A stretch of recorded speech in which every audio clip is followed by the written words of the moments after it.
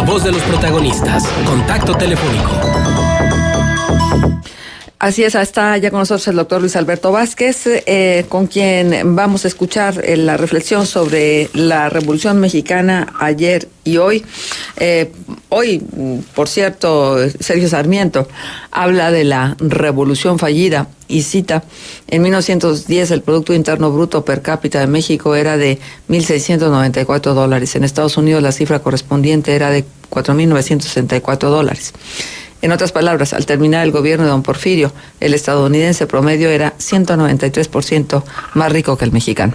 Y bueno, creo que en los temas de la pobreza, de la desigualdad social, el abuso de las autoridades hacia la población más pobre, que bueno, ya estaba como muy definida, que este país era un país de pobres en ese entonces, en 1910, creo que son de las grandes justificantes de la Revolución Mexicana, pero también de los grandes pendientes aquí y ahora.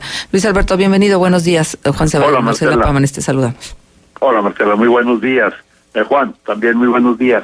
Pues platicando sobre este tema, quiero hacer un brevísimo análisis de las tres revoluciones modernas más famosas: la francesa de 1789, la mexicana de 1910 y la rusa de 1917, que hace unos días cumpliera 100 años.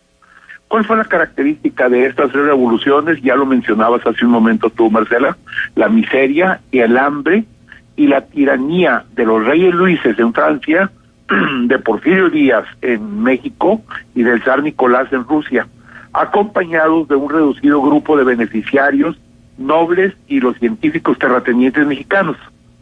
En los casos de Francia y de Rusia, además había una crisis económica del país de carácter internacional.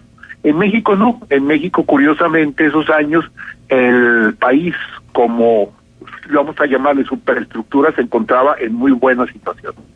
Ahora bien, en este momento, curiosamente, la única que subsiste y mantiene los derechos del pueblo es la más antigua, la de Francia. La de Rusia pereció con la perestroika en los años 80, y la mexicana ha ido muriendo poco a poco. El último clavo, lo del ataúd, lo puso el Salinato en el 88-94, y hoy con Peña Nieto ha sido incinerada totalmente. La pregunta de qué similitudes encuentra la situación del país de 1910 y la actual, pues es muy sencilla. Hoy México tiene 53 millones de pobres y de ellos casi 20 millones en extrema pobreza. Ahora bien, el país se debate una crisis económica con una deuda inmensa. El PIB apenas alcanza el 50% de arriba de la deuda. Muy baja aceptación del gobierno, algo muy parecido a la época del porfiriato, donde también el Porfirio había ido cayendo. Y por otro lado, la inmensa mayoría de las instituciones mexicanas están también en muy bajo nivel de aceptación. Hay una deficiencia fuerte en la educación, y en particular hay una corrupción incontrolable y una impunidad lacerante que, como una auténtica peste, no deja escapar a nadie de sus garras. Lo mismo empresarios que profesores cuyos fondos de pensiones han sido saqueados, lo estamos viendo aquí en Coahuila. Además, un sistema de salud destrozado, hospitales sin medicamentos ni materiales de curación, y ante todo esto pues se presenta el problema porque la crisis se agrava.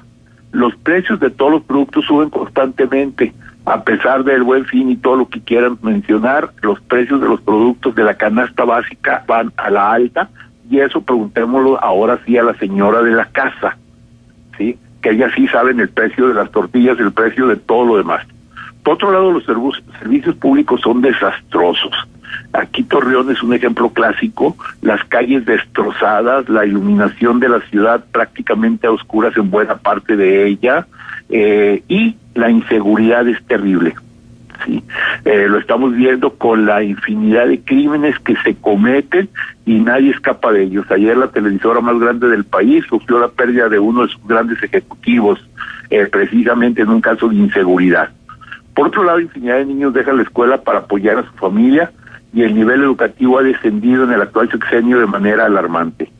Los salarios son muy bajos, el desempleo es alto y el subempleo es lo único que está salvando la situación del país.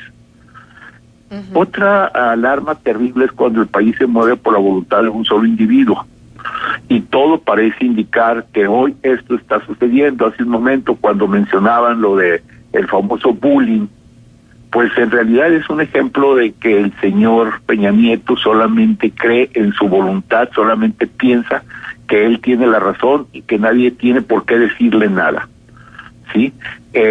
Cuando se le hacen críticas, él sobreactúa con prepotencia y envía el mensaje de que él es quien manda y nadie más.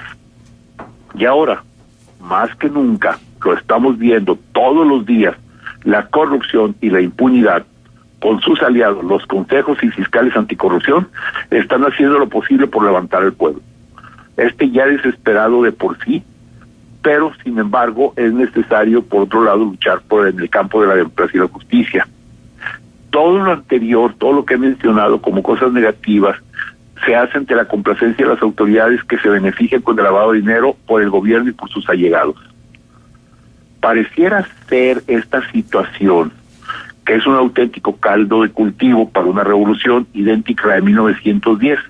Sin embargo, hay que aclarar que las condiciones sociales, aunque muy lamentables ahora en 2017, no son similares a la de 1910 y 1913, cuando se dio la Revolución Mexicana. Vamos a casos concretos. Entonces no existía la clase media, y hoy sí hay una clase media muy amplia y poderosa, misma que no está dispuesta a perder lo que tiene. Además, existe una marcada mediatización sobre ella que ejerce el gobierno, los sindicatos, los partidos políticos con su oportunismo clientelar y demás estructuras de control social.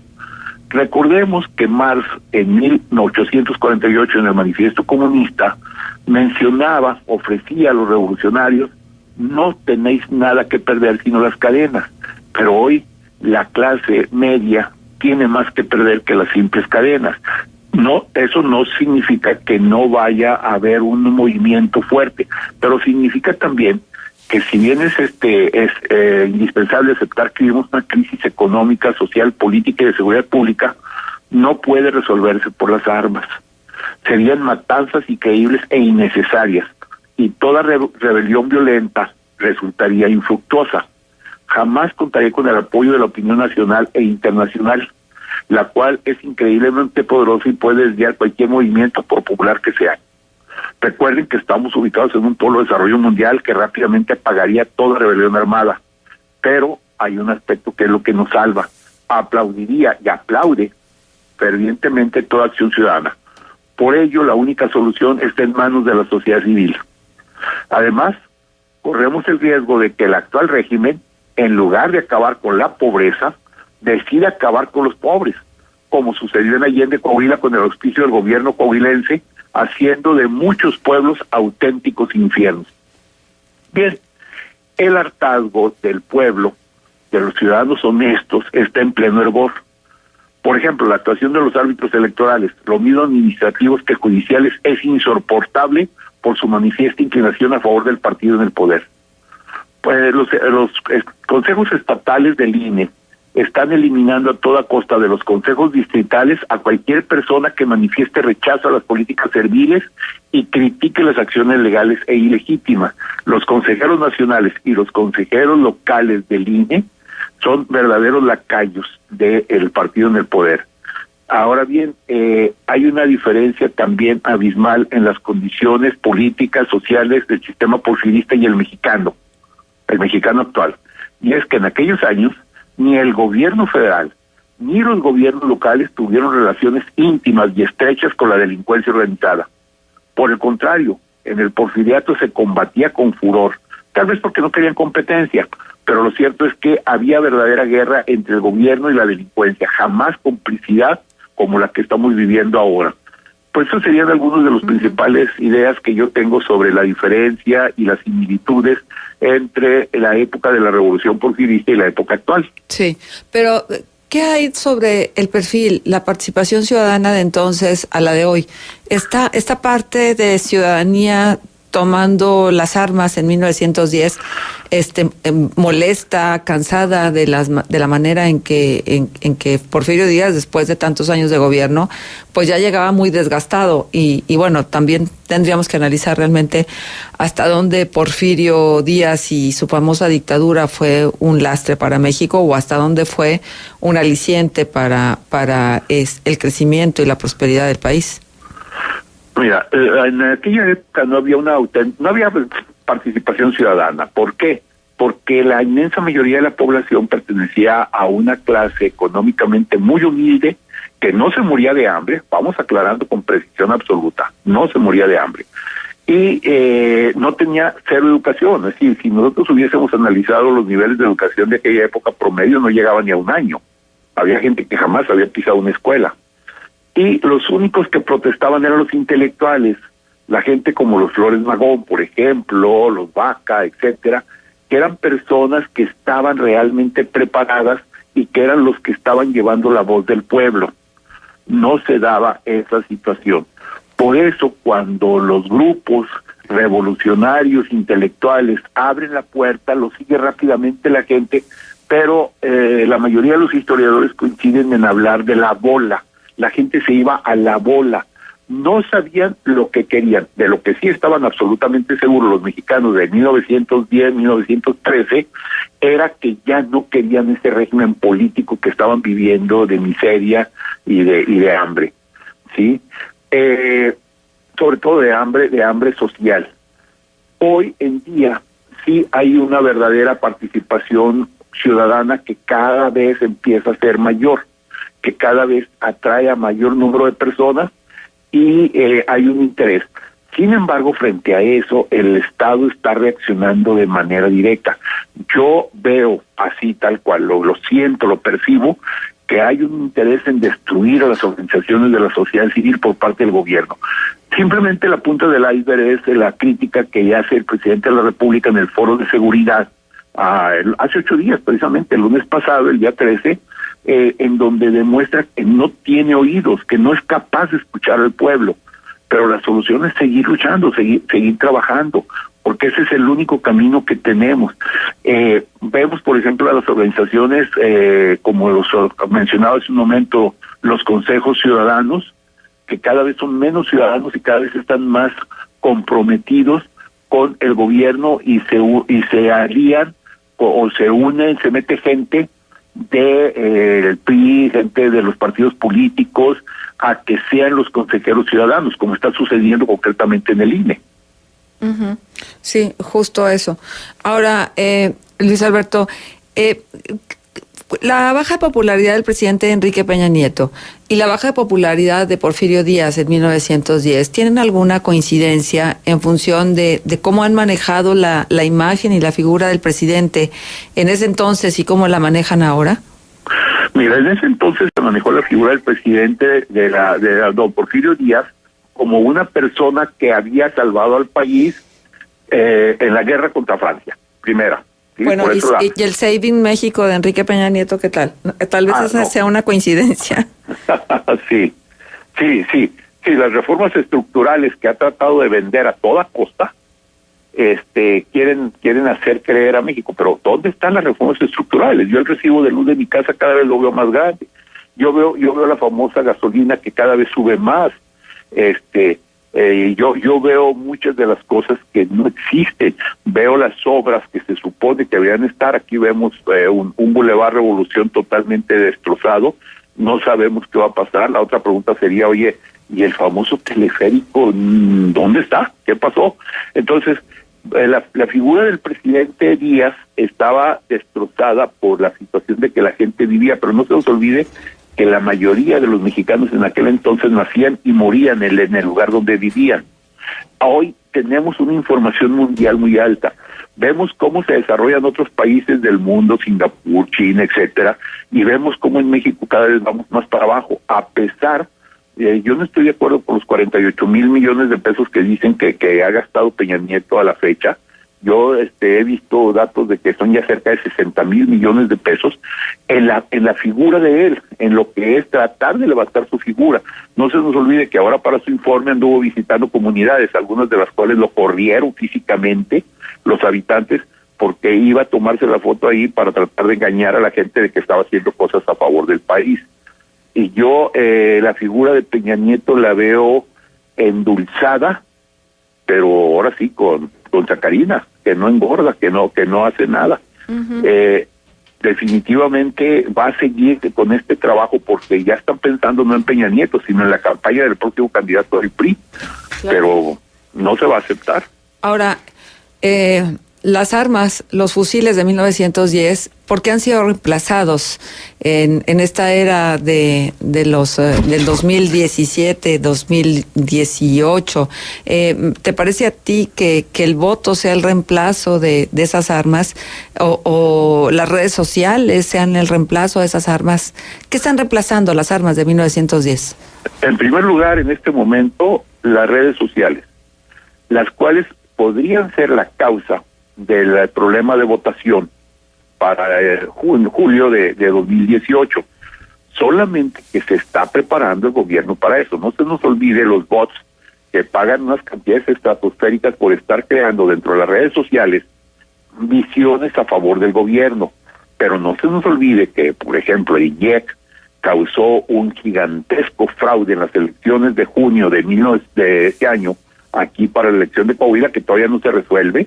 Un fraude fenomenal que es, yo me atrevería a decir, el parteaguas de una lucha democrática, pero al mismo tiempo puede ser el laboratorio, el ensayo de la elección de 2018. Por eso hay que estar muy listos, porque para mí que 2018 también presenta la opción de que pueda ser un gran fraude, y el mismo INE está preparándose, eliminando a personas que pueden ser gente crítica dentro del INE y metiendo pura gente que pueda ser a favor de un fraude y que se queden callados, que no digan nada. Uh-huh. Bien, Luis Alberto, pues yo creo que esta fecha, y lo decía un poco con un dejo de ironía, y perdónenme por hacerlo, pero la verdad es que sí, creo que es importante que coloquemos exactamente las fechas patrias y la reflexión de lo que significó en la historia de nuestro país estos acontecimientos, porque es que es verdad, no son mentiras. Platicando con niños, decían, sí, les pregunté, y ¿por qué es el puente? ¿Tú sabes? De así, porque es el Buen Fin. Y la verdad es que es muy triste que estemos dejando como en el olvido y que los famosos desfiles sean nada más la oportunidad para bailar ahí más o menos con cierta acompasamiento y coordinación los grupos escolares. Y que las mamás renieguen del 20 de noviembre porque tienen que comprarles la falda y las carrilleras y el sombrero y disfrazarlos, en lugar de que realmente pensemos qué tanto hemos avanzado y qué tanto tiene de mítica la Revolución Mexicana. Así es, totalmente de acuerdo. Ya no más está en la historia, ya nada más está en lo mítico, como lo acabas de decir, porque en la realidad ya no hay prácticamente nada. La Constitución ha sido tan reformada que si llegara don Venustiano Carranza o los grandes constituyentes de 1917 se volverían a morir, porque ya no hay los principios fundamentales del pueblo. Veamos la reforma laboral, que está totalmente cambiando la estructura de los derechos del trabajador. Uh-huh. Ahora, déjame compartirte una duda que nos transmiten vía WhatsApp y nos dicen, a propósito de lo que están conversando y del papel de las redes sociales, el invitado cree que el TRIFE pudiera tomar en cuenta las manifestaciones ciudadanas en redes y en medios de diversas maneras con el tema Coahuila. Mira, honestamente yo creo que no, pero sí que está influyendo mucho todas las manifestaciones, las redes sociales. Por eso se están tardando tanto en dar la respuesta. Sin embargo, la mediatización, el compromiso de los magistrados del TRIFE con el partido oficial es tan grande que así podría bajar un milagro del cielo. Ellos no van a cambiar sus intereses por la opinión del pueblo. Pero bueno, siempre nos debe quedar la esperanza de que en un momento dado ocurra precisamente ese milagro, que las redes y que las manifestaciones están influyendo. Ya no me interesa tanto en la opinión o en la decisión de los magistrados del TRIFE, me interesa más en el comportamiento del pueblo, a ver si ya logramos con todo esto cambiar de la simple simpatía a la democracia por un compromiso con la democracia. Ahora, esto otro que también nos dicen, es el colmo, el principal partido que nos tiene sumidos en esta crisis es el Revolucionario Institucional. ¿No deberían de quitarle el nombre? Sí, no, además es una contradicción en sí mismo. La revolución es un cambio constante, la institución es una permanencia absoluta, ¿sí? Sí, y además del cambio del nombre yo le quitaría los colores de la bandera, que son propiedad de todos los mexicanos, no de un grupo selecto de corruptos. Bueno, es importante todo lo que nos has compartido, Luis Alberto, en un día como hoy, que estamos celebrando un aniversario más de la Revolución Mexicana. Muchísimas gracias. Gracias, buenos días. Hasta pronto.